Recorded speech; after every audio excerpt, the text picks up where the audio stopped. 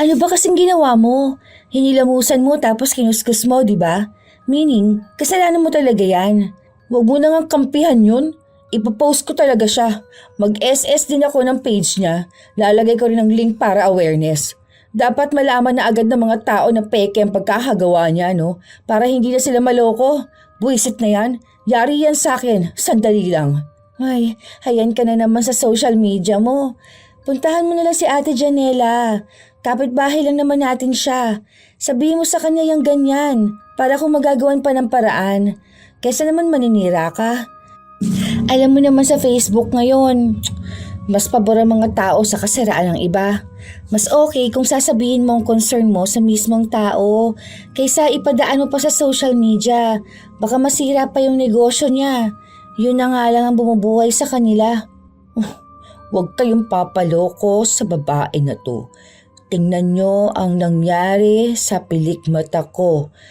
Kung ayaw nyong maglagas din ng pilikmata ninyo, umiwas na agad kayo. Ito ang page niya. Mga peke lang ang nakalagay dyan na kunwari magaling siyang gumawa. Nagbayad ako ng tama, pero anong ginawa niya? Sinira lang ang pilikmata ko. Hashtag, wag suportahan ang peke. Hashtag, mapanira ng pilikmata. Ayan, naipost ko na siya. Tingnan mo, mag-trending talaga to. Magkakaroon niya ng maraming basher. Ako pang kinalaban niya, content creator kaya ako. Minsan, may mga tao na tila ba lahat ng kanilang ginagawa ay gustong makita ng publiko at ng mas nakararami. Kahit na walang kabuluhan o nakakaapekto ng paninira sa iba, ginagawa pa rin nilang mag-post. Lalo na sa panahon ngayon na lahat ng tao ay tutok na sa social media. Ganun kasi ang ugali ni Lovely. Kahit na nakakasakit ng ibang tao, basta maging mas kilala at angat siya, magiging mas masaya siya. Ngunit bawat maling ginagawa ay may kapalit. Ano kayang karampatang parusa para sa mapanira na kapitbahay? Oh, yari ka sa akin. Ipopost kita, kala mo ha?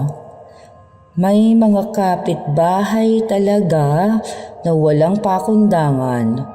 Nagpapatugtog at videoke ang pangit naman ng boses. Te, ano na naman yung ginagawa mo? Magpo-post ka na naman sa Facebook. Nakakahiya ka naman. Anong nakakahiya doon? Account ko naman to ah. Ang daming nakakakita ng post mo. Para kang mas malala pa sa Jejemon. Pati yung panis na ulam pinapost mo pa. Parang pati yung pagtulog mo ng alas 8, ipopost mo pa. Pati yung tubig na may lemon na iniinom mo, ilalagay mo pa sa story mo. Nakakahiya ka talaga. Oh, bakit mo ba ako pinangikialaman ha? Content creator ako, kahit ano talaga gagawin. Anong content mo? Oh, mag-review ng kung ano-ano, pati mga palabas. O tapos i-post yung mga sa para sa mga awareness, ganun. Wala ngang kwenta laman ng account mo. Wala pang likes. Hoy, marami rin kahit paano, no? Nasa 10 likes din yun. Engagement yun para ma-monetize yung Facebook ko. Paano nga mangyayari yun kung walang kwenta yung mga ginagawa mo sa account mo? Hindi mo gayahin yung kay Ate Malu. Magpo-post siya ng mga reels pero yung magandang reels. Tapos nagpo-post naman siya nung may mga kabuluhan na pictures at caption na talagang nakakatulong sa ibang tao. Yung iyo kasi walang kwenta eh. Konti na lang ibablock na kita talaga. Wala akong pake. Basher ka lang. Basta account ko to, kaya gagawin ko kung anong gusto ko. Sinasabi ko lang. Hindi nagpatalo si Lovely sa kanyang kapatid. Basta ang alam niya lang, gusto niyang makita ng mas maraming tao ang mga ginagawa niya sa buhay. Kapag may nakakaaway siya, nagpo-post siya ng mga sama ng loob. Minsan may mga kaaway siyang pumapatol sa kanya. Minsan naman, pinababayaan na lang siya dahil hindi naman lahat ng tao ay sanay na makipag-away, lalo na kung sa social media. Isang araw, habang nakatambay sa labas si Lovely, nagpicture siya ng tutubi na dumapo sa lamesa niya. Baka i-post mo pa yan. Ano bang pakialam mo? Hala, pinost niya nga talaga. May caption pa talaga na may nakita akong tutubi. Parang tanga eh.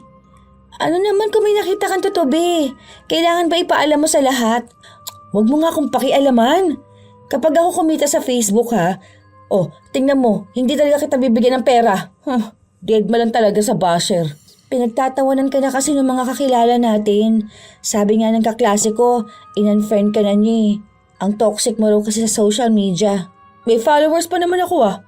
Wala akong pakialam sa ibang tao. Doon ka na nga sa loob. Magugas ka ng plato. Sinipa pa ni Lovely ang kapatid niya para pumasok sa loob ng bahay nila. Pagkatapos nun, binuksan niya ulit ang cellphone para mag-post. Wala akong pakialam kung i-unfriend mo ako. Hindi ka naman mahalaga sa buhay ko. Pagka-post niya nun, may nag-comment na isang kaibigan niya at tinanong kung sino yon. Sinabi niya lang na kung sinong naiinggit sa kanya. Ayaw na lang daw niyang pansinin at patulan. Ilang araw pa ang lumipas, halos kada minuto siyang nagpo-post, kahit ang ginagawa niya. Kapag maglalabas siya, ipopost niya pa na naglalabas siya. Kapag napagod siya, ipopost niya ring pagod siya at kaunti na lang ang lalabhan. Kapag nagmimerienda siya, ipopost niya rin na nagmimerienda siya, kasama ang video ng pagkain niya. Ganon siya sa araw-araw kaya lagi siyang pinagsasabihan ng kanyang kapatid. Kung ano kasing ingay ni Lovely sa social media, siya namang tahimik ng kapatid. Isang hapon, habang nasa labas si Lovely, nakita niyang kauuwi lang ng kapitbahay nila. Galing kayong ospital, be? Oo ate, nagpa-check up si Lola. Saka bumili na rin ako ng gamot. May nagpunta kasi kanina. Magpapalagay ata ng eyelashes. Kaso wala naman kako atang tao dyan. Nag-chat nga sa akin. Hindi kasi siya nagsabi na pupunta siya eh. Dapat bukas pa yun. Kaya ayun, hindi ko siya nasabihan na wala nga ako rito. Dumarami na yung nagpapagawa sa'yo ah. Paano ba yan? Nagpo-post ka sa Facebook, ganon? Sa mga group te. Yung iba naman kusang nagchat-chat sa akin kasi nirekomenda ko ng dati kong kliyente, ganon. Bakit hindi ka kaya gumawa ng page mo? Para doon mo ipopost yung mga nagawa mo na. Para kapag may nakakita tapos nagustuhan nila, pupuntahan ka nila rito. Meron ako ate, kaso nasa 10 likes lang ata yung page ko. 10 likes lang?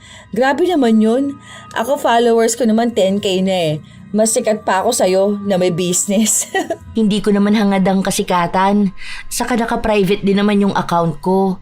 Hindi ako pala post. Ang pinopost ko lang sa mga page yung mga gawa ko. Saka customers lang naman ang hanap ko. Hanggat may dumarating sa akin, masaya na ako. Malaking tulong kasi nito sa amin ni Lola. Lalo na at kaming dalawa na lang ang magkasama. Ako lang yung inaasahan niya eh.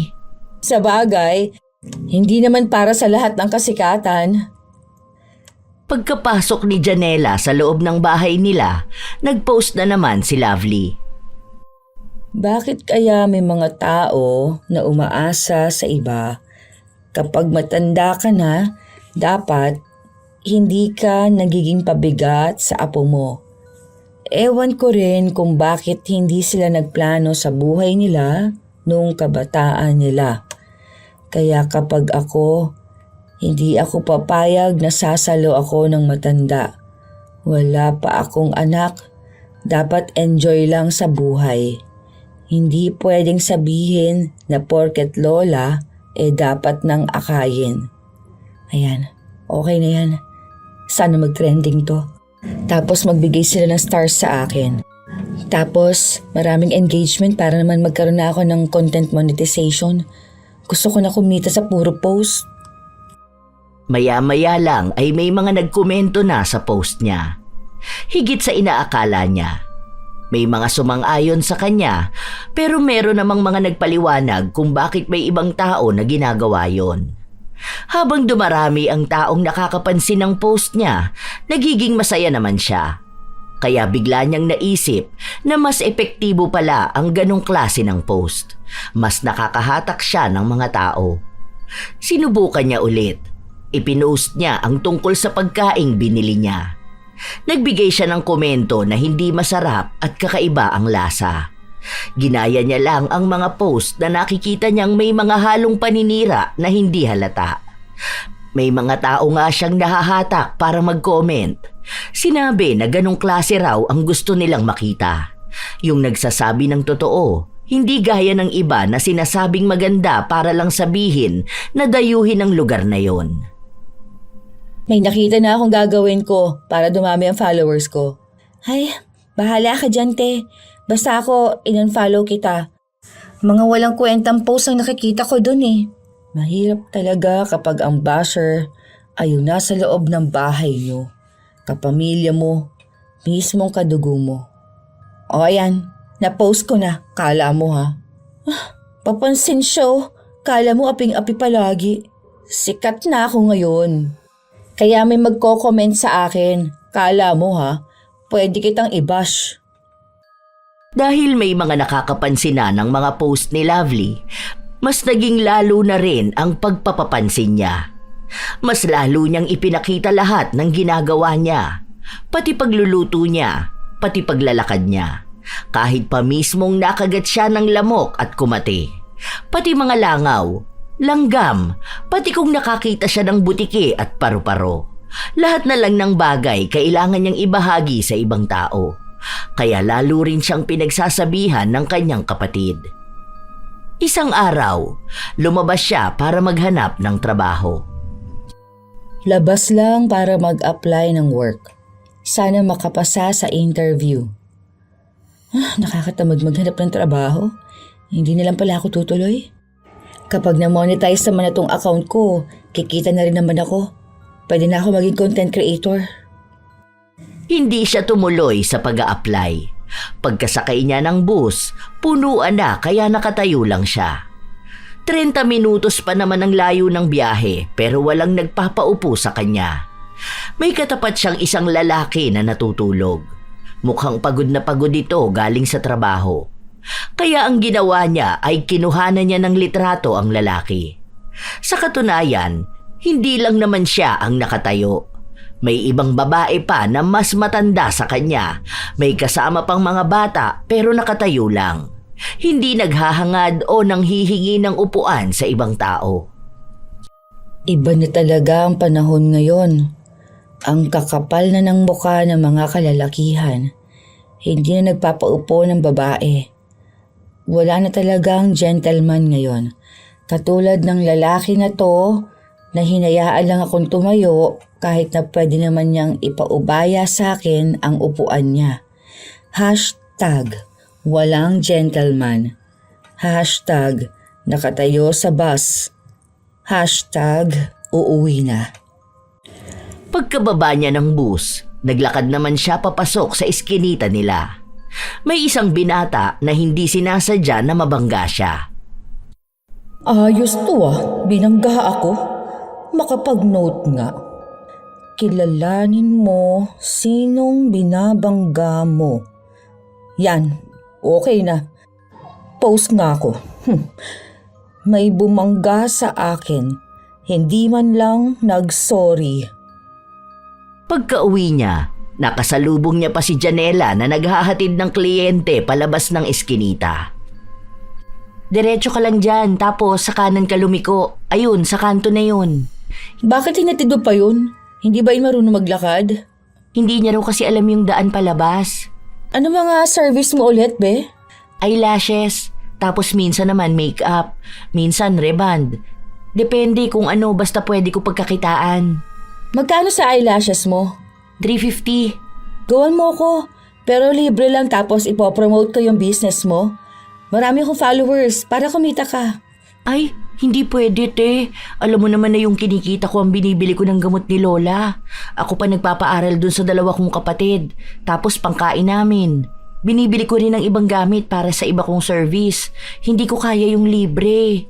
Eh di wag. Dami mo namang sinabi. Gusto lang kitang tulungan, no? Ako na nga ang nagmamagandang loob. Ang dami kong followers na kapag nakita ang post ko, pwede maging potential customers mo. Hindi na naghintay pa si Lovely ng sagot mula sa kanilang kapitbahay. Pumasok na agad siya ng bahay nila.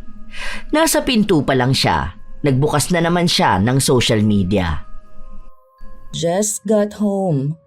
Kapagod ang araw na to. Tapos, may isang tao pa na inalok ko ng tulungan, ayaw pa. Minsan talaga mga tao ayaw ng tulong. Hay, andito na naman tong feeling famous na to.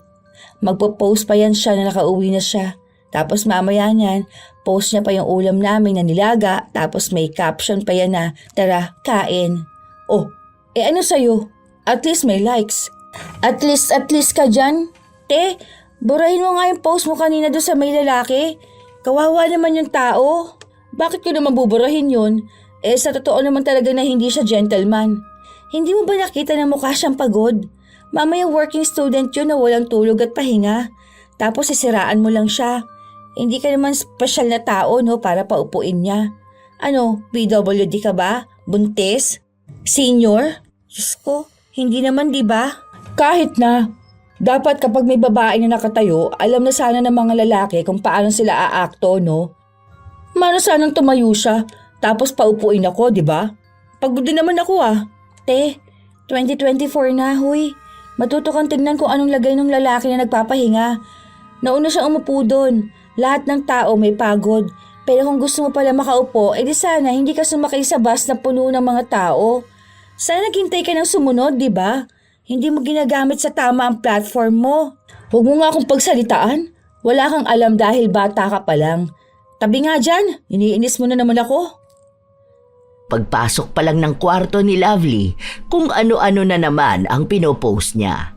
Nagpost pa nga siya ng litrato niyang nakahiga na at nilakipan niya pa ng caption na higa muna dahil nakakapagod na araw ito. Nakasanayan niya na yon, kaya kahit na buwan na ang lumipas, ganun pa rin ang ginagawa niya. Minsan pa nagpo-post siya ng mga video ng ginagawa niya. Kulang na lang pati pagligo niya ay detalyado niyang sinasabi. Minsan pa may nakaaway siyang kapitbahay nila dahil sa huli niyang post. Yari sa akin yan. Ipopost ko talaga ang pagbumukha niya mamaya. Alam mo kapag ikaw idinimanda sa kagaganyan mo, tatawanan lang kita. Oh, wala namang pagdemanda mga yun. Hindi mo sure. May mga libreng abogado, no? Wala naman nakukulong sa pag-post, no? Tsaka may freedom of tayo. Di ba yun? Freedom of expression. Hindi sa lahat ng bagay pwede mong idahilan ng freedom of expression. Pwede kang makasuhan ng cyber libel. Kapag nag-post ka ng pagmumukha ng iba tapos pangit ang mga sinasabi mo, pwede nila maging ebidensya yon. Basta may screenshot sila. Dagdag pa ang Data Privacy Act. Hindi lang yan. Marami pang pwedeng ikaso sa'yo, no? Lalo na kumuha ka ng picture na walang pahintulot. Intentional pa ang pangungutya mo sa tao. Hindi mo alam yon, di ba? Hindi ka kasi nag-aral na mabuti noon. O tapos ngayon, nilamon ka ng social media. Akala mo porket may freedom of expression tayo, pwede mo na gawin kahit na mali. Hoy, dami mo alam. Bahala ka sa buhay mo. Ang daming ang gumagawa nun. Bakit wala namang nakulong, di ba? Imbento lang yung mga act na yan, no? Walang ganyan sa totoong buhay. Bakit, abogado ka ba, ha? Hindi naman. Ay, bahala ka dyan. Kapag ikaw talaga nakatsyempo ka ng katapat mo, aba, kawawa ka talaga. Kahit na anong sabihin ng kanyang kapatid, hindi siya nakikinig. Dahil ang iniisip at ang alam niya lang hanggat may kakayahan siyang mag-post, gagawin niya. Paulit-ulit. Kung ano-ano na lang, mapatao, hayop, bagay o pangyayari. Basta naisipan niyang i-post ay gagawin niya. Hanggang sa isang araw, nagising ang lahat ng tao sa bahay nila matapos niyang sumigaw. Ano ba yun, te? Anong problema mo? Tingnan mo, na-monetize na ako. Pwede na akong kumita sa pag-post lang. Yayaman na ako. Yan lang pala, ang OA mo naman, te. Ipopost ko to. Natutuwa ako. Magkakapera na rin ako. Hindi na ako magtatrabaho. Focus na lang ako bilang content creator. Pwede pa ako magkaroon ng mga sponsor something. Yung ako nang babayaran nila para lang i-post ko sila sa account ko. Nagbunga rin ang panay pag-post ko. Sabi ko sa'yo may pera sa ganito. Jeje pala ha. Huwag kang hihingi na allowance mo ha. Hindi pa man nakakabangon sa higaan niya si Lovely, nagpost na agad siya ng napakahabang pasasalamat na nabigyan siya ng pagkakataon na kumita sa Facebook. Simula noon, mas lalong kung ano-ano na lang ang pinopost ni Lovely.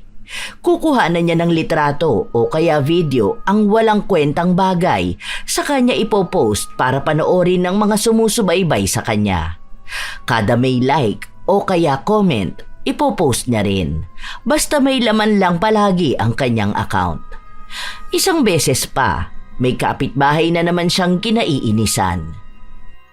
Ipopost ko to. I-delete ko na lang mamaya. Nakakainis talaga kapag may kapitbahay kang inggitera at intrimidita. Papansin masyado. Napakaarte at nakakapikon.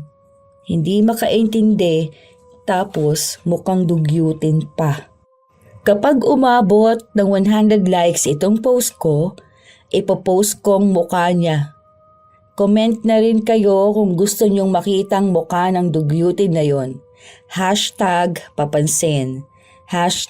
#small content creator. #sendme*. May mga nagkomento rin doon, lalo na ang mga kapwa niya tsismosa. Kaya nung kinahapunan ay pinakita niya ang mukha ng kapitbahay nila. Dahil doon, nag-away sila lalong dalawa.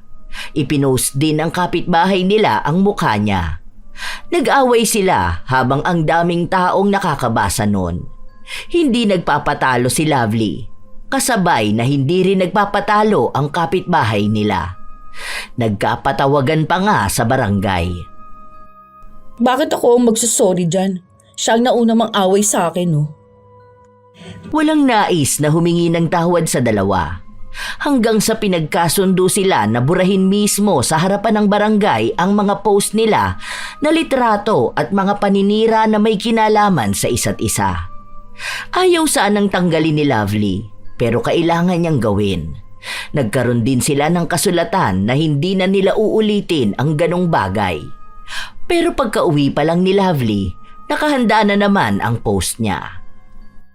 Kagaling lang sa barangay, hindi tayo papatalo. #kapag nasa katwiran, ipaglaban mo. #small content creator. Hala siya oh, papansin talaga eh. Bakit ba? Naiinis pa rin ako sa kanya eh. Pumirma ka nga na bawal mo na siyang i-post, di ba? Oh, wala namang pangalan niya sa post ko ah. Duwag kasi yun eh. Tigilan mo na kasi ang ganyan te. Kumikita ka ba dyan sa ginagawa mo? Oo, basta maraming engagement. Kaunti pa lang kasi nagsisimula pa lang naman ako eh. Kita mo na? Parang piso-piso lang kita mo dyan. Pero yung kahihiyan na dala niyang panay post mo, parang ano, basta nakakahiya. Basta, wag mo akong pakialaman. Nagpatuloy ang pag-iingay ni Lovely sa social media. Basta may maisip siya o may ginagawa, ipapaalam niya sa lahat. Na para bang inaabangan din ng mundo ang tungkol sa buhay niya. Hapon na pala. 3:14 p.m. na. Hindi ko napansin kasi babangon pa lang ako sa higaan. Merienda tayo mamaya. #ano kayang merienda? Ay, Diyos ko. Pati oras talagang sasabihin mo pa sa social media. Kapag ba hindi mo sinabi ang oras, hindi nila alam ang oras na? Bakit ba basher ka? Inaano ba kita? Ang OA mo kasi te, nakakainis. Buhay ko to ha. Kung anong ipapost ko, yun ang gagawin ko. Ay, lowbat na pala ako. Lowbat na ako. 4% na lang. Tamang hanap ng charger.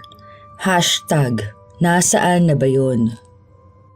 Napapailing na lang ang kanyang kapatid. Hindi niya alam kung anong gagawin para lang tumigil ang kanyang ate. Hindi naman niya ito pinipigilan na mag-post. Pero wag naman daw sana na lahat ng kilos niya ipapaalam niya sa mundo. Na mismong pag-inom niya ng tubig o kaya ay nabulunan siya, sasabihin niya sa social media. Parang wala na siyang itinago sa publiko. Alam na alam ang lahat ng nangyayari sa kanya.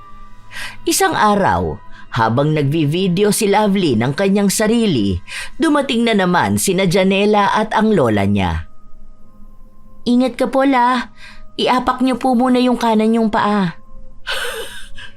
Sandali lang. Ang sakit ng balakang ko. Anong nangyari sa kanya, be? Nadula siya sa CR, te. Kumusta naman? Okay na ba? Okay naman na kahit paano. Papahinga lang muna. Okay, sige. Yung matanda naming kapitbahay nadula sa banyo. Okay na siya ngayon. Papahinga lang. #kawawa na matanda. #support small content creator. Ayan, sana marami mag-engage.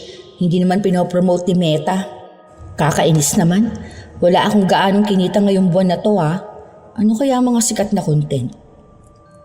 Ilang linggo pa ang lumipas. Walang ibang ginawa si Lovely kundi mag-isip ng pwede niyang i-post. Minsan kasi nawawala ng tao na sumusuporta sa kanya. Kahit na i-post at ikwento na niya ang nangyayari sa kanya buong araw, wala nang pumapansin sa kanya. Kaya mas lalo siyang naiinis. Isang araw, nakita niya ang post ni Janela na umaangat. Ang daming nagko-comment at ang daming natutuwa sa mga gawa niya. Mas umangat siya kaysa kay Lovely kaya nakakaramdam siya ng inis. Isang araw, habang nagpapainit ng likod si Edith na lola ni Janela, nakisabay si Lovely. Painit lang ng likod ngayong umaga. Anong ginagawa mo? Nagpo-post po. Bakit? Kailangan bang ilagay mo lahat ng ginagawa mo? Malamang, content creator nga ako, di ba? Ibig sabihin lang nun, dapat alam ng mga supporters ko kung anong ginagawa ko sa araw-araw. Hindi mo alam tong ganito kasi wala ka namang Facebook. Hindi ka naman sikat. Nagtanong lang naman ako. Minsan talaga, may mga tao na kokontra sa ginagawa mo kahit hindi naman nila alam kung anong mayroon sa'yo. Pero wag tayong papaapekto. Tuloy lang ang buhay. Hanggat alam mo ang pangarap mo, hindi ka pwedeng kontrahin ng kahit na sino. #tuloy ang buhay. #hayaan mo sila. Wala naman yatang nakikialam sa'yo, te. Halata naman na pinakikialaman niyo ako, no? Ay, ganun talaga ang buhay. Makauwi na nga sa bahay. Pagkapasok niya sa bahay nila, nagpost na naman siya ng tungkol sa kapitbahay na masama ang ugali. Kung ano-ano na ang iniimbento niyang kwento na para bang siya talaga ang inapi. Pinagsabihan na siya ng kapatid niya pero hindi niya pinansin. Hanggang sa hinayaan na lang siyang gawin ang gusto niya. Pinaghahanap na rin siya ng trabaho dahil halos 1 taon na siyang tambay sa bahay nila at walang naipapasok na pera. Isang araw, nakita niyang ang daming tao sa bahay ni na Janela. Mga kliyente na nagpapagawa sa kanya. Ang daming tao sa bahay nila Paldo siya dyan. Masipag naman kasi si Ate Janela. Talagang todo bigay siya sa negosyo niya. Buti pa siya, may ginagawa sa buhay. Hindi lang yung panay post na walang katuturang bagay. Kikita rin ako dito sa ginagawa ko. Sinabi mo na yan Wala ka pa ngang nagiging sahod dyan. Ano? Nakaabot ka na ba ng 1,000 dyan? Wala pa naman, di ba? Hindi naman maganda gawa niya Tsaka hindi naman karerahan ng buhay. Hindi ako nakikipag-unahan sa kahit na sino. Hindi nga karera ang buhay, pero hindi pwede magpakastuck sa isang bagay na hindi ka naman aasenso. May mga taong pwede sa kanya maging content creator. Meron ding hindi. Huwag nang ipilit kung hindi para sa'yo.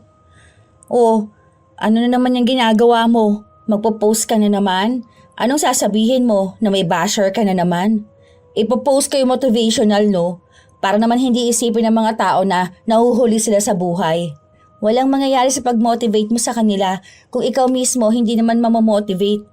Alam mo, kung gusto mo sumikat sa social media, dapat gamitan mo ng utak. Hindi pwedeng walang kwentang post. Ano ba namang gagawin ng tao doon?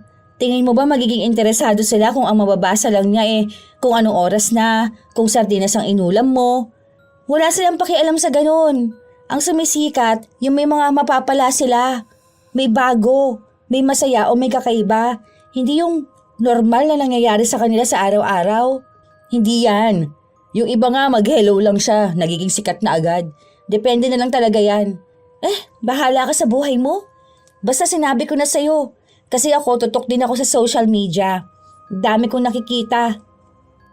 Naiirita pa nga ako kapag ang pinopost yung mga walang kwenta, na pati pagtawid nila sasabihin pa. Wala naman akong problema sa mga post na nasa galaan. May biniling bagong gamit, may achievement. Ang ayokong yung pinopost, pati yung paghahanap ng charger. Ano kaya yun? Hindi ka kasi content creator kaya hindi mo yun alam. Kapag ito na yung ginagawa mo, malalaman mo kung bakit ganito ako. Ipinagtanggol pa rin ni Lovely ang kanyang sarili. Hanggang sa isang araw, nagpasya siyang magpalagay ng pilikmata kay Janela. Gusto niyang i-video yon para may maipakita siya sa mga tao. Schedule kita bukas, te ha. Meron kasi ako ire-reband ngayon eh. Kailangan kong unahin yon kasi last week pa siya nagpa-schedule. Hindi naman pwede yun ha. Ako nga yun nandito. Mas nauna naman ako kaysa sa kanya, di ba? Tsaka para saan pa na magkapit-bahay tayong dalawa? Minsan na nga lang ako magpapaayos ng pilikbat ako. Tsaka iba-vlog ko kasi to. Ipapost ko yung reels. Ayaw mo yun? Libre na yung pag-promote ko sa negosyo mo. Buti nga magbabayad pa ako sa'yo Tapos ipapost pa kita. Ako na muna. Aalis ako bukas Mamayang gabi na lang, te. Basta matapos ko agad. 2 kasi yun Ako na lang ang pupunta dyan sa inyo mamayang gabi. Sure yan ha? Baka naman pagod ka na nun at inaantok. Tapos baka hindi mo na ako magawa ng mas maayos. Hindi naman pwede yung ganun. Baka magreklamo lang ako sa'yo. Hindi yan. Kaya ko pa naman yun. Saka hindi naman masyadong pagod yung kamay ko nun. Basta magkaroon lang ako ng pahinga. Okay, sige. Hintayin na lang kita mamaya. Inihanda na lang ni Lovely ang kanyang gagamitin para makuhanan ang pagsasaayos ng kanyang pilikmata. Mabilis lang din namang lumipas ang oras hanggang sa inayos na ni Janela ang pilikmata niya. Nagbayad naman siya ng buo at maayos. Ang ganda ko naman dito. Ang ganda ng mga vlog kapag ganito, no? Kitang-kita sa video. Gaano katagal to? Mga 1 year? 1 year pa nga. First time mo ba, te? 1 to 2 weeks lang yan. Depende sa pag-aalaga mo. Oo, te, mga 1 to 2 weeks yan. Basta wag mo lang kuskusin lalo na kapag naliligo ka. Tapos wag mong hilahilahin. May iba kasi na kapag bored sila, hinihilan nila Kasi malalagas din pati yung pilikmata mo.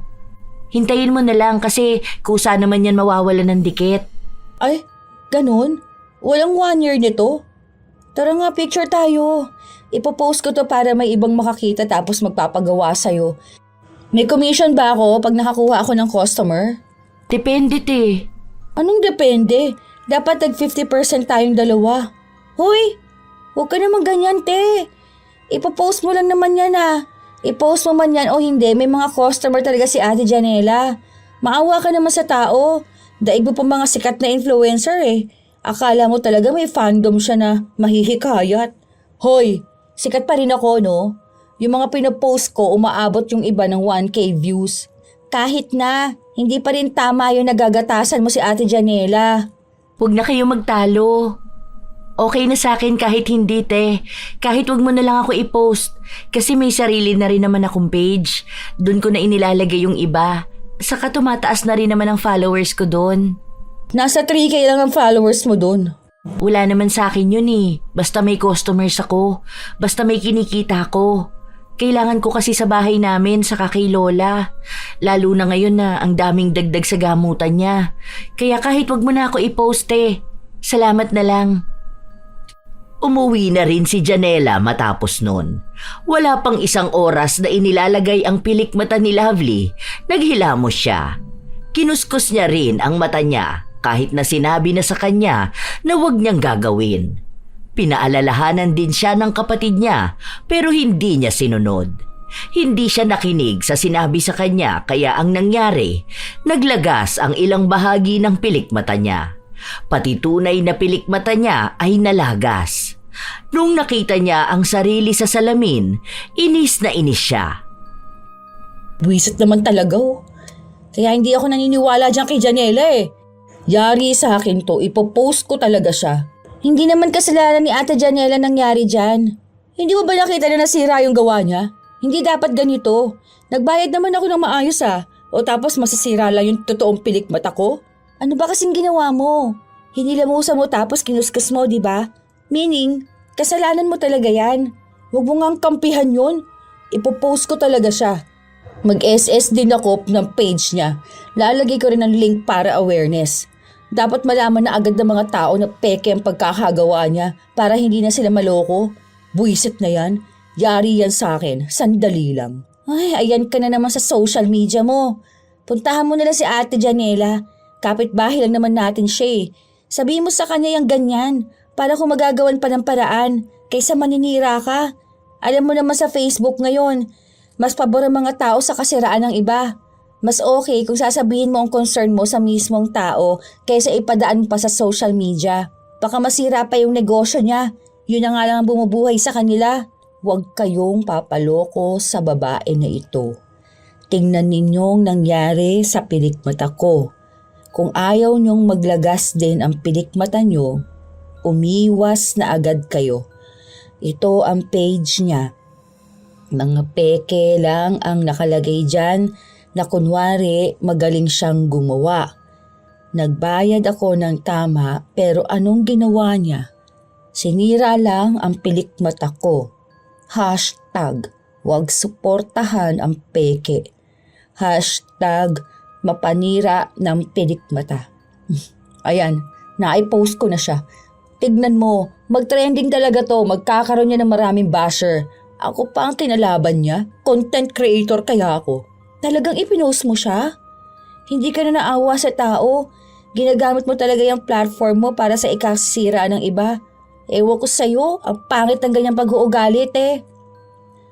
Kinaumagahan, pagkagising ni Lovely, ang daming notification. Lahat galing sa post niya tungkol kay Janela. Grabe naman to. Umabot ng 30k reacts. Tapos nasa 4k yung comments. Ang dami. Hala, ano sabi dito? Kaya ako naniniwala ako na hindi dapat suportahan yung mga ganyang negosyo. Hindi na nga sila nagbabayad ng tax, ganyan pa sila. Oh, tama. Hindi naman registered yung business niya. Ito pa comment. Ang arte mo naman. Mukhang sinadya mo lang naman tanggalin yan para ipamukha na nalagas talaga. Ilang taon na ako nagpapa-eyelash, alam ko kapag sadya ang pagkakatanggal. Ah? Mas marunong ka pa sa akin ha, teka. Delete ko comment mo at ibablock kita. Buti pa tong ibang tao sang-ayat kinakampihan ako. Habang nagbabasa si Lovely, nakarinig siya ng pagkatok sa pinto nila. Mag-isa lang siyang naiiwan sa bahay dahil nag-aaral ang kapatid niya habang ang ina naman nila ay nagtatrabaho. Tumayo siya para buksan ang pinto. Nakita niya si Janela. Te, pabura naman ako ng post mo. Ayusin ko na lang yung pilikmata mo. Hindi ko naman alam bakit ganyan ang nangyari. Wala pa kasi nagrereklamo sa akin na ganyan. Sana sinabi mo na lang sa akin kagabi. Aayusin ko naman yan eh. Pakibura mo na lang yun, te. May negosyo kasi ako eh. Kailangan ko yun. Kahit ibalik ko na lang binayad mo sa akin. Please, te. Ayoko. Hindi pwede yung ganyan. Bakit kasi hindi mo inayos? Alam mo na nga na content creator ako, di ba? Sana kasi inayos mo yung trabaho mo. O ngayon, naniniwala ka na na may impluwensya ako? Parang awa mo na, te. Masisira ako niyan. Hindi ko na kasalanan yun, no?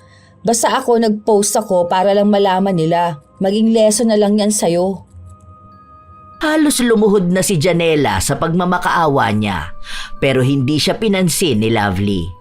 Paano yun buburahin ni Lovely kung yun ang unang beses niyang makakatanggap ng ganun karaming pansin sa publiko?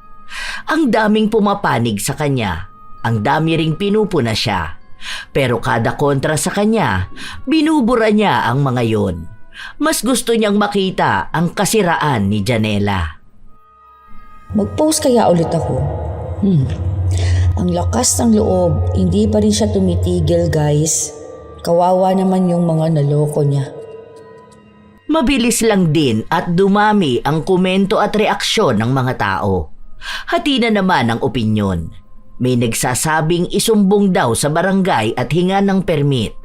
May nagsasabi rin na tigilan na niya dahil kawawa naman ang mga tao. Pero mukhang tama nga si Elsa.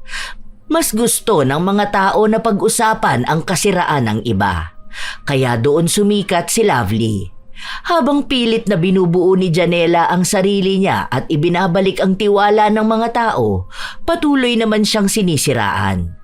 Pati litrato niya at ng lola niyang walang muwang sa problema, nadadamay na. May mga humihiling na mamatay na ang matanda dahil hindi niya raw nadisiplina ang apo niya.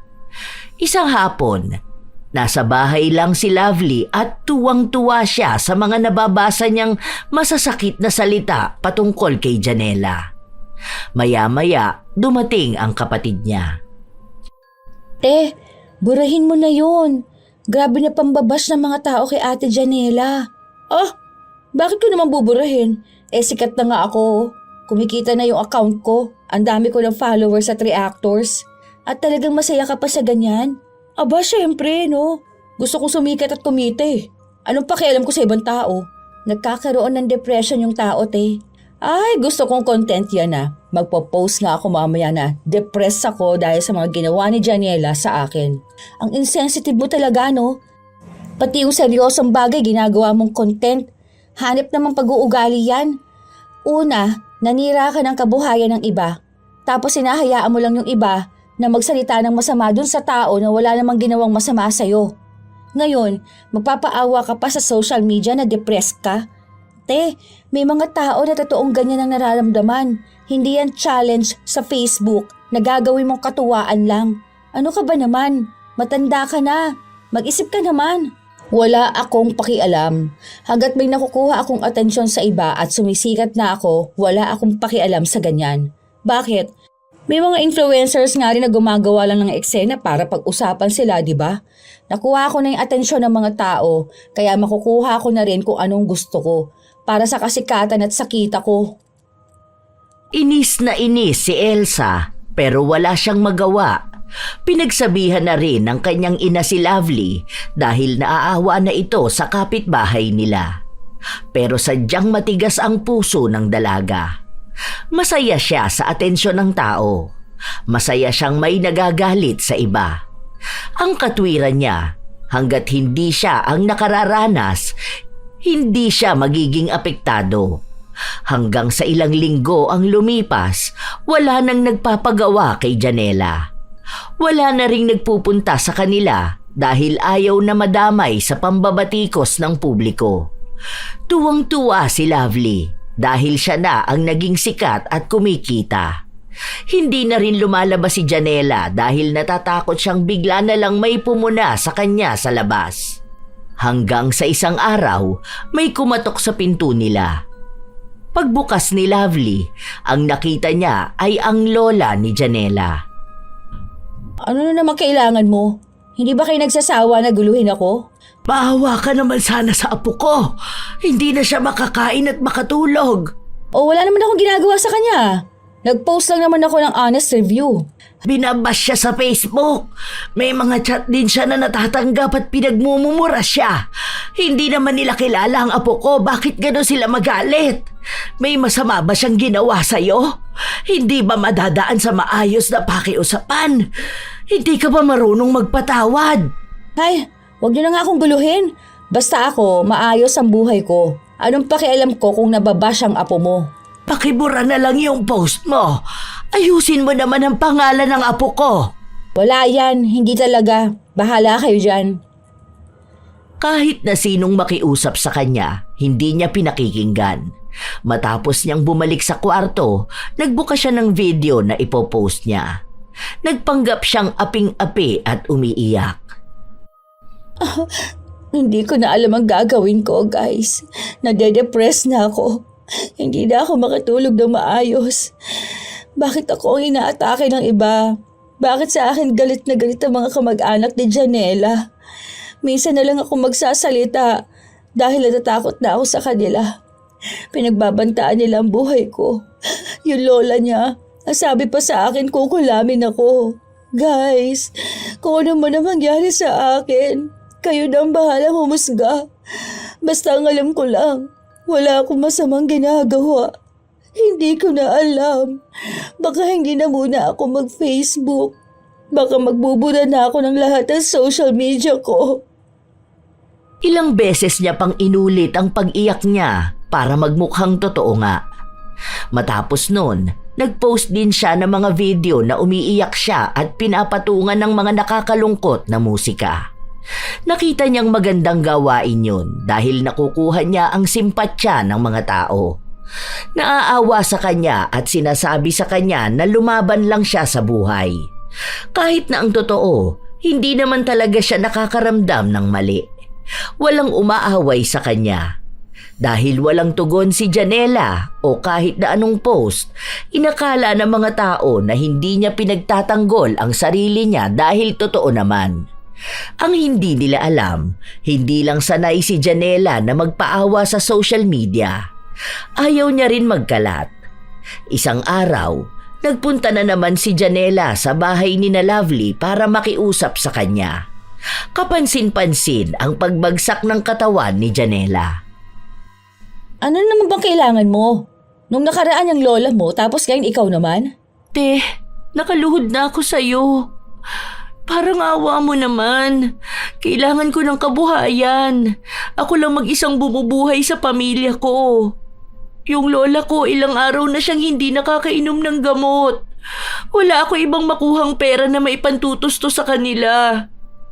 Yung mga kapatid ko, hindi na nakakapasok sa eskwela dahil pati sila nababash. Maawa ka naman, te. Ilang buhay ang nakasalalay sa post na ginawa mo. Parang awa mo na. Ano bang gusto mong gawin ko? Kahit halikan ko pa yung paa mo, basta alisin mo lang yung paninira sa akin. Uy, talaga ba? Kaya mong halikan ng paa ko? Oo, kahit na ano gagawin ko, basta tanggalin mo lang yung post tungkol sa akin. Sige nga, wait lang. Bubuksan ko lang ang video ko. Habang binubuksan ni Lovely ang kanyang cellphone, bigla namang dumating ang kanyang kapatid. Hoy, Ate Janela, ano ka ba? Huwag kang lumuhod dyan. Tumayo ka dyan. Bakit mo ginagawa yan? Wala kang kasalanan. Papansin ka na naman, Elsa, ha? Nakita mo na nga nakahalikan niya yung paa ko eh. I-video ko lang para may pang-reels ako. Ang kapal naman ng mukha mo. Nakakahiya na kapatid kita. Ano bang akala mo sa sarili mo, ha? Diyos ka ba? Humihingi siya ng pakiusap sa akin. Kailangan niyang paghirapan yon. Ang sama ng ugali mo. Ikaw na nga nakagawa ng masama sa isang tao. Kung ako sa inyo, Ate Janela, kasuhan mo yan para naman makulong siya. Ba, hindi pwede yung ginagawa niyang ganyan. Ang dami niyang danyo sa dapat pagbayaran. Hindi kasi nag-iisip yan eh. Nakakayang malaman ng iba na ganyan ang ate ko. Kailangan ko kasi talaga magkaroon ng kabuhayan ulit eh. Nawala na ng tao na nagtiwala sa akin. Tapos kahit na hindi naman ako may gawa nun sa iba, akong nirereklamo nila. Kaya ang dami na rin hindi naniniwala sa akin. Hindi na ako makatulog ng maayos. Hindi na rin ako kumakain dahil ang daming problema sa buhay ko. Yung lola ko, mas naaawa ako sa lola ko na walang gamot. Kailangan pa namang tuloy-tuloy yung gamutan niya. Humihingi ako ng tulong sa iba naming kamag-anak pero wala namang gaanong tulong. Yung ibang binibigay nila, pagkain ni lola o kaya pambayad namin ng bills. Kung alam niyo lang na yun lang ang pinagkakakitaan ko. Yun lang ang meron ako. Yung trabaho ko lang na yun ang pinagkukunan ko ng lahat. Maawa naman na kayo sa akin. Hindi ko na alam kung anong pwede kong gawin. Hindi naman ikaw ang may kasalanan nun. Masyado lang mataas ang ambisyon ng isa rito. Akala mo naman magiging totoong masaya siya kapag napansin siya ng mga tao sa social media.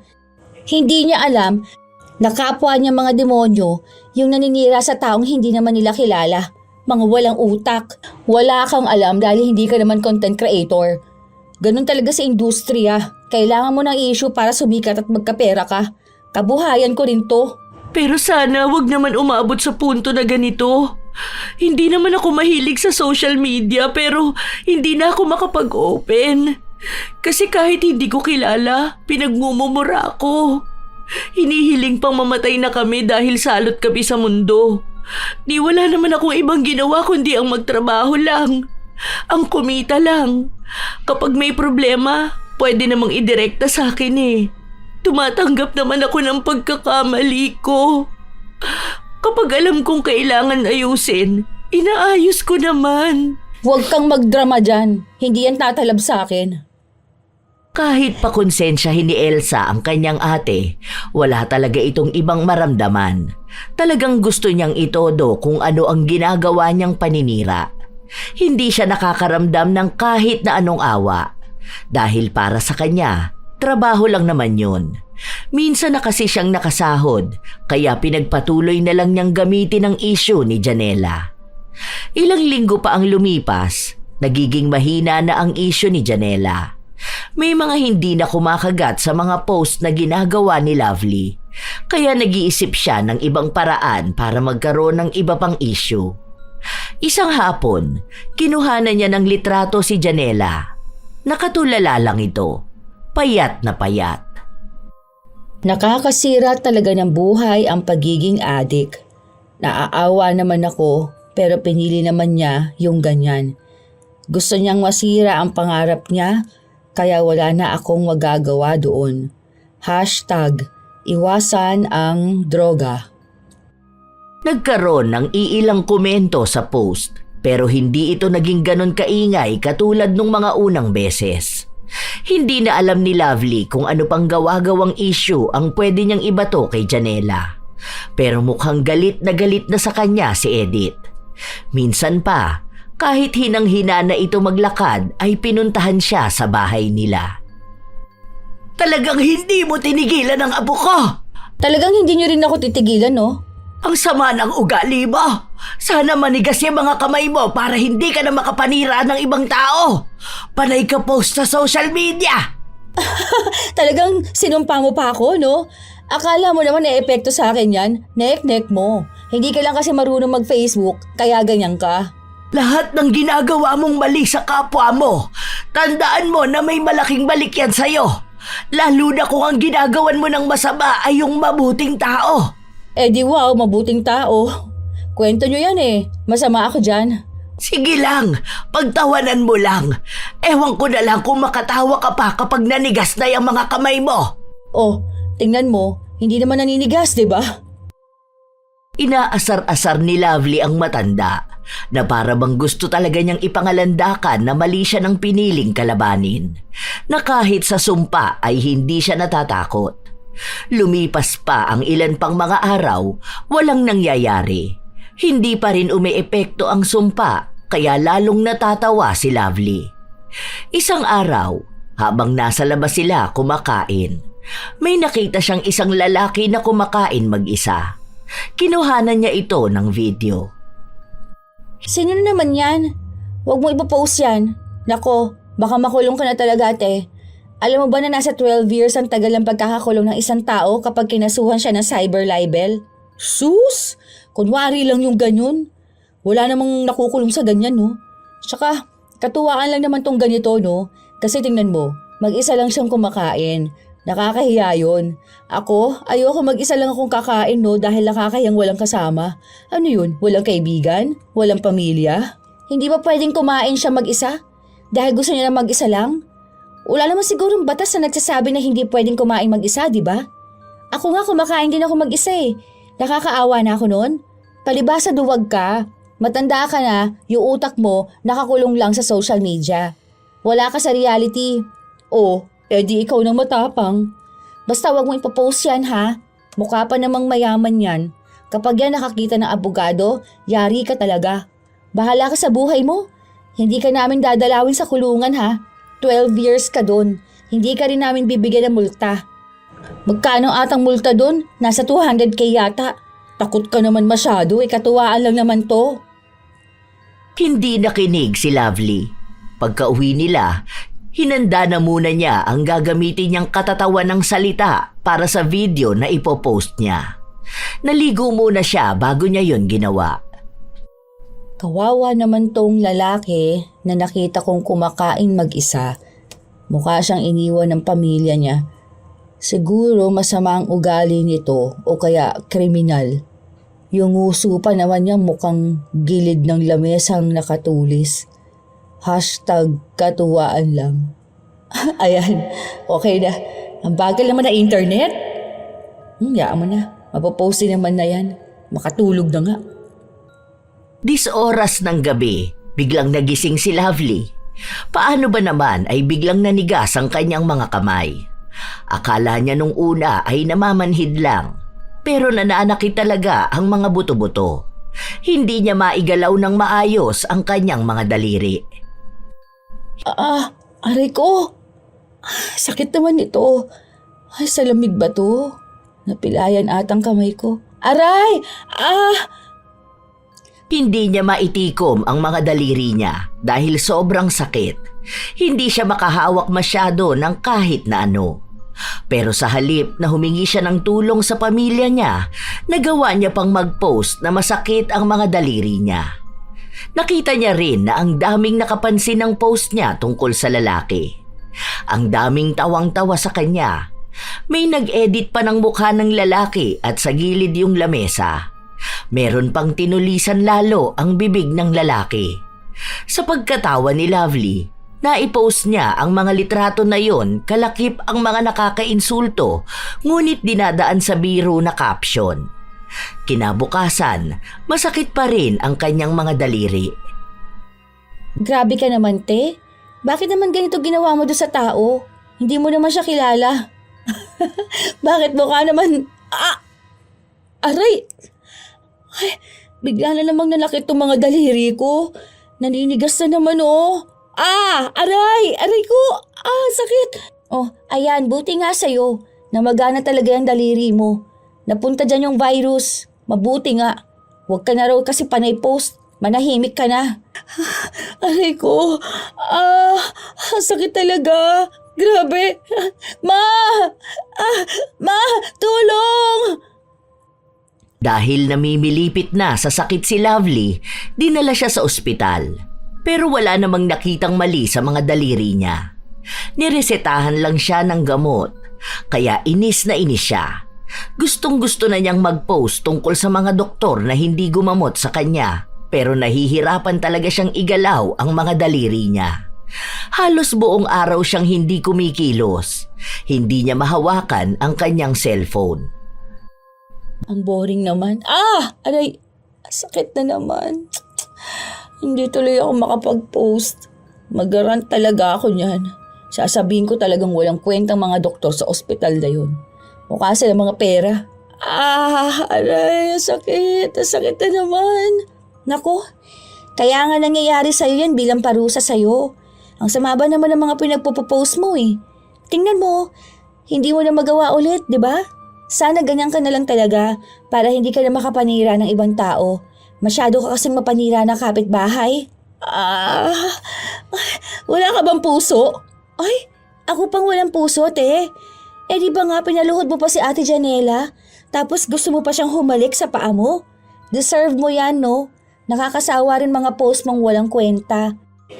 Para matuto ka naman sana na wag na mag-post ng walang kwenta.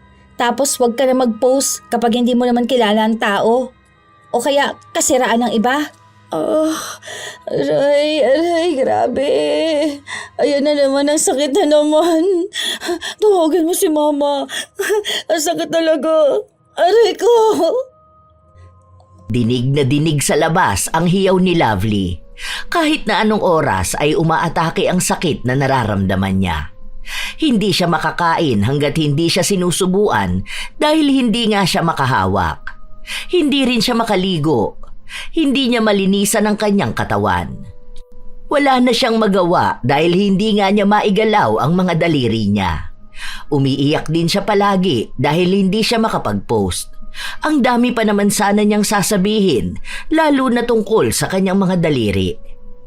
Isang araw, nasa labas siya habang nagpapahangin, nanakit na naman ang kanyang mga daliri.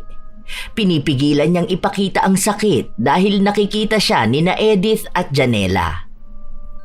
Ano? Masakit ba? Ang alin? Walang masakit sa akin, oh. Huwag mo na siyang pansinin, La. Napaparusahan ka na sa mga pinaggagawa mo.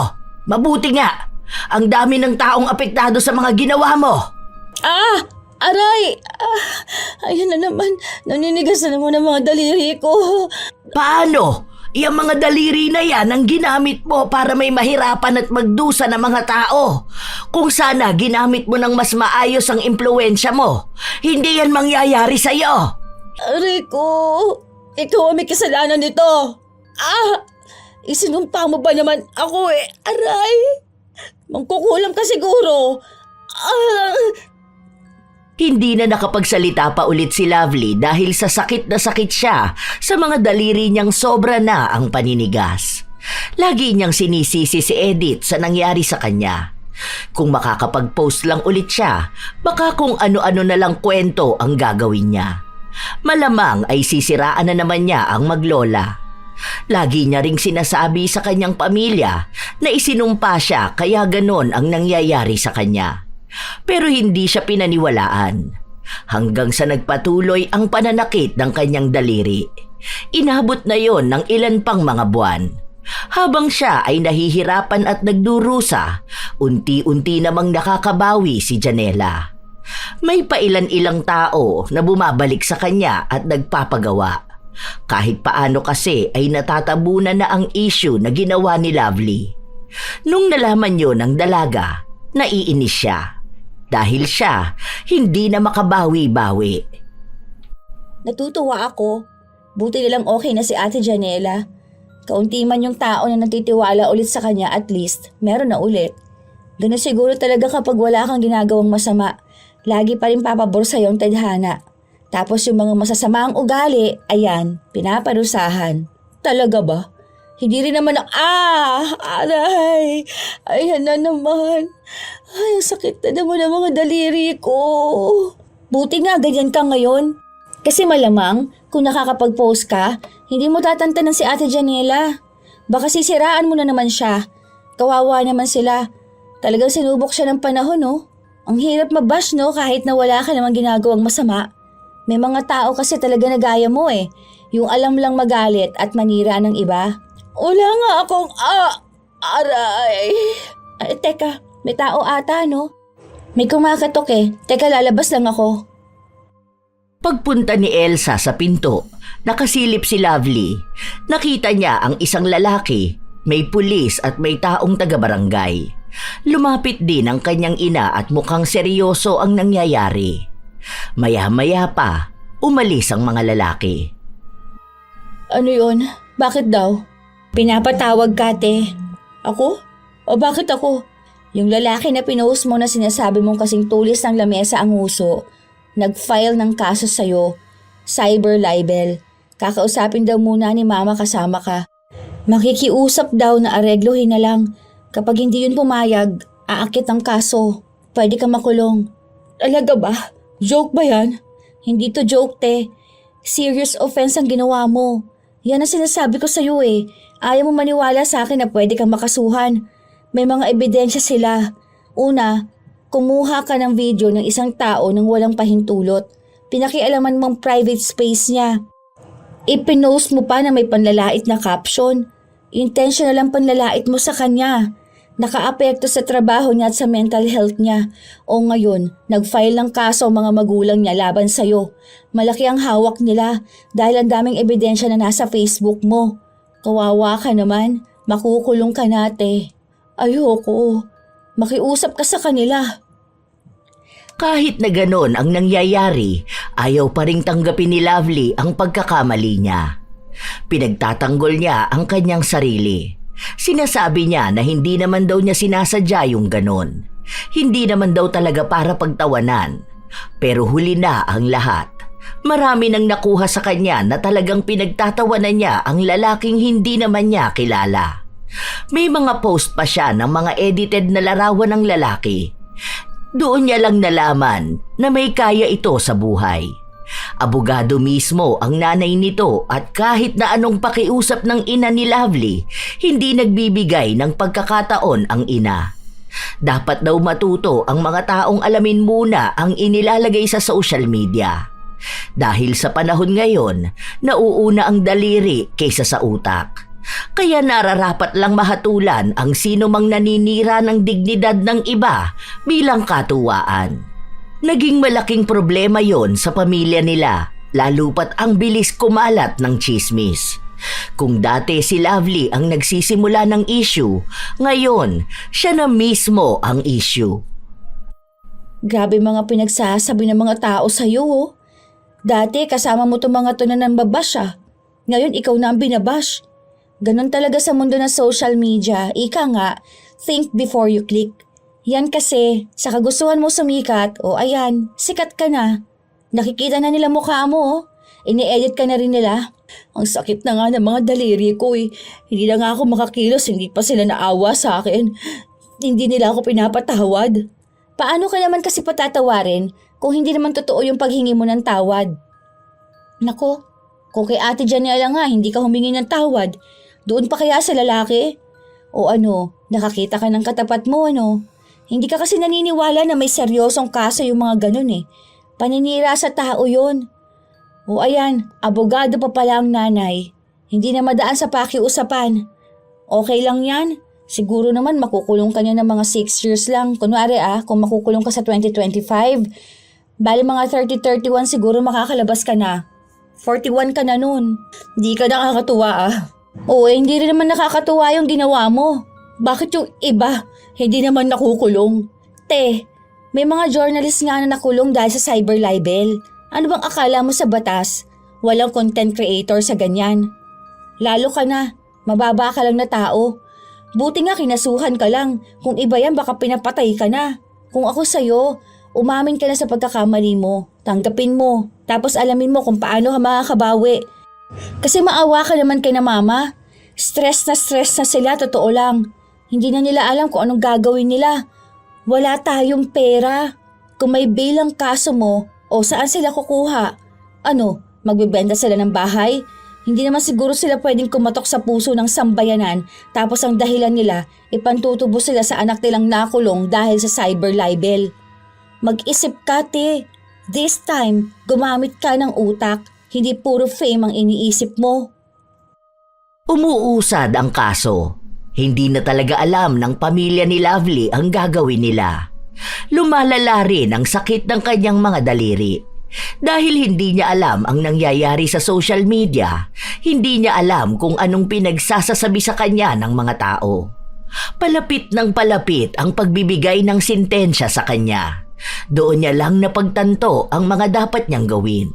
Sa pag-iisa niya sa loob ng kwarto at paglayo sa social media, natutunan niyang hindi habang buhay iikot ang buhay niya na alam dapat ng publiko ang ginagawa niya.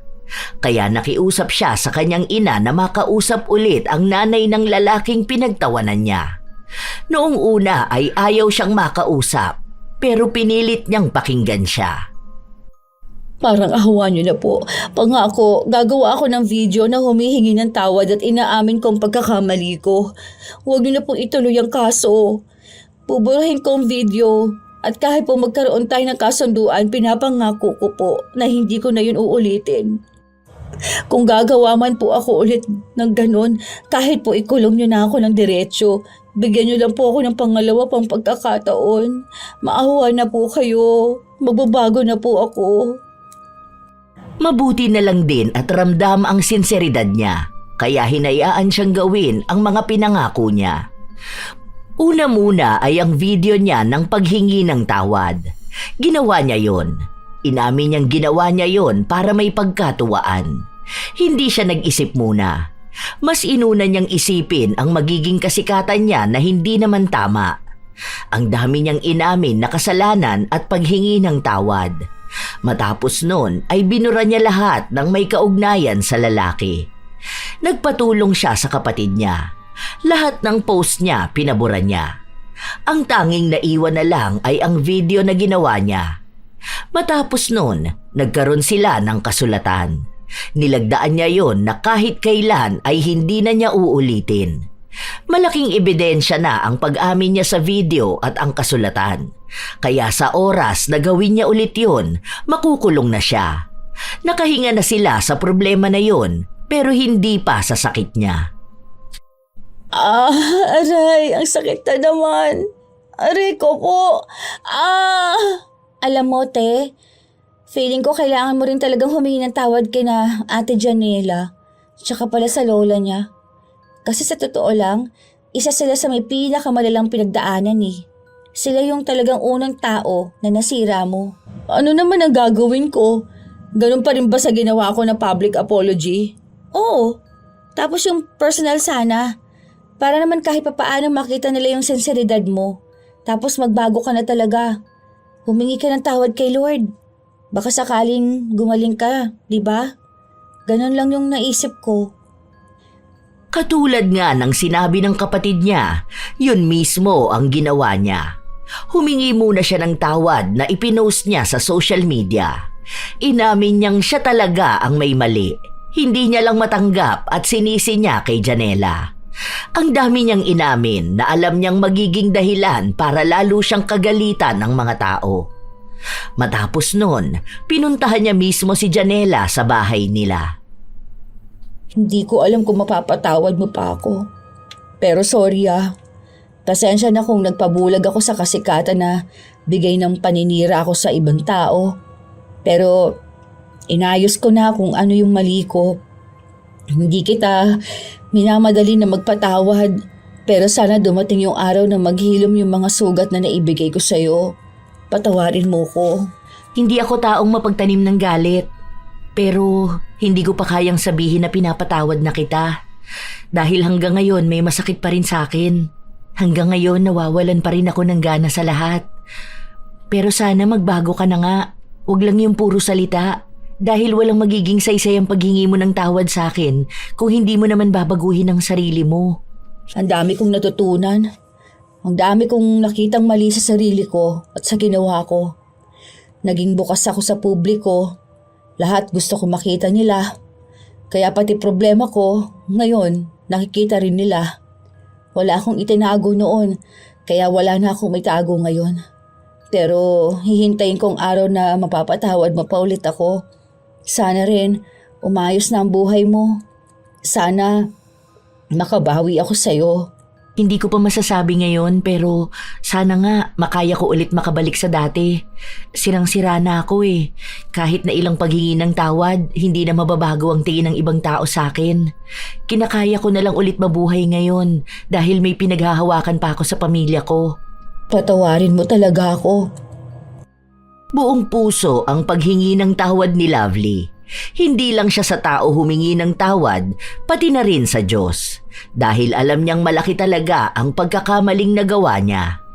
Lumipas ang ilan pang mga buwan hanggang sa sumapit na ang bagong taon. Hindi pa rin nagkikibuan ang magkapitbahay.